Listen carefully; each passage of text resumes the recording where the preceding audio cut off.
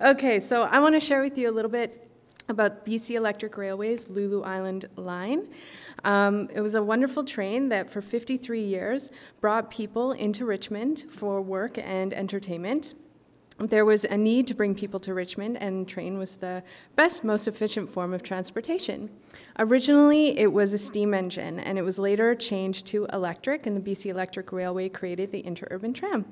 Over the years, the train went by many names, so Sockeye Limited, Sockeye Express, and then the Lulu Island Line and Lulu Island Tram. Richmond was an important destination. This is for you, Bill. Not only because it brought people into work for the canneries, but it also brought people for the horse racing tracks. The race tracks brought thousands of spectators, and special runs called race specials were created to bring all the gamblers and spectators. So cute. See, I look at pictures like that all day long. Oh, sorry. The BC Electric Tram was convenient and efficient, allowing people to get from Vancouver all the way to Steveston with many convenient stops along the way. Some of the stops were named for local families like the Branscombes and McCallums. Here are some examples of what the stops looked like. Steveston Station was actually quite grand, and here's some sassy young ladies being naughty sitting on the tracks down there. Woo! You can come into the archives and learn about who those ladies were, too. It's kind of fun. In 1914, the BC Electric Tram saw a decline in usage when people started using cars more readily. There was a direct competition with the tram by what were called jitneys. They began to appear on roads and offer rides for only 5 cents. So BC Electric responded with lowering fares. Here's a fun fact. People didn't always place pennies on the tracks because a penny could actually buy you something. So instead, kids used to use pop bottle caps, and the best one was the Orange Crush because it was really bright. So you'd place that, and then it would squish, and it would go flying, and then you could find it really easily because it was bright orange. So I'm thinking that little boy, I feel like he put a bottle cap on there. In 1920, the rules of the road were about to change to the right-hand rule.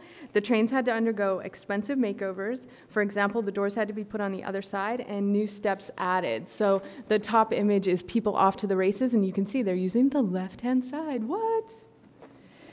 There's such beauty in these trains. The sound of a train, the smell and sight of a train. Here are a few of my personal favorite images. You can hear him going, all aboard the electric tram down the Lulu Island line. You can almost hear it going click, clack, maybe. The sparks coming off on the right, yeah.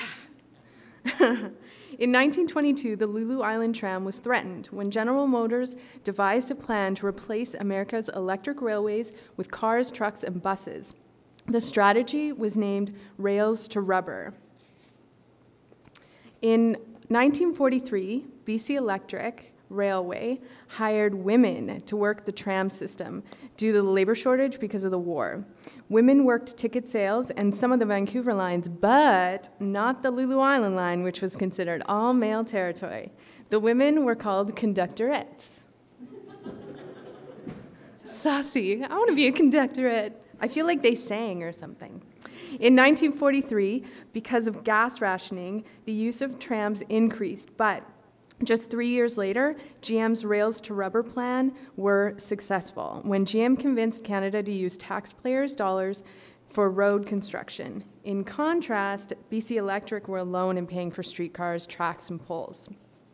Finally, on February 28, 1958, the final tram run went from Steveston to Vancouver. The last 4 operating trams were decorated and saluted customers along the way. Notice I picked sad pictures, not the happy pictures. The trams were abandoned, boarded up, and the tracks were pulled up. The tram was thought to be of no use. Little did people know that we would turn to a train system once again just 4 decades later. A little moment of silence.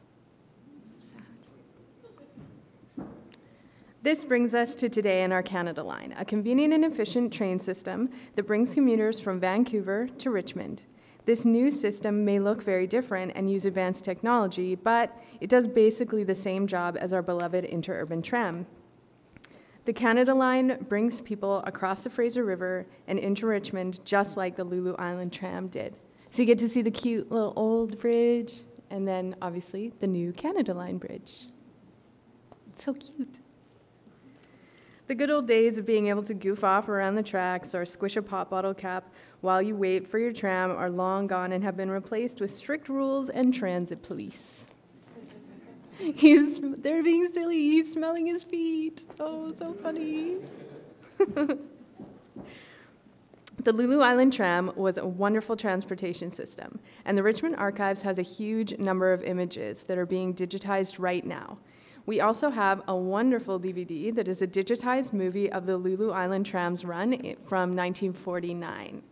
So you can check out a little clip of it on our YouTube channel, the Friends of the Archives channel, or you could come in and grab yourself a copy today. Just Archives is right over there.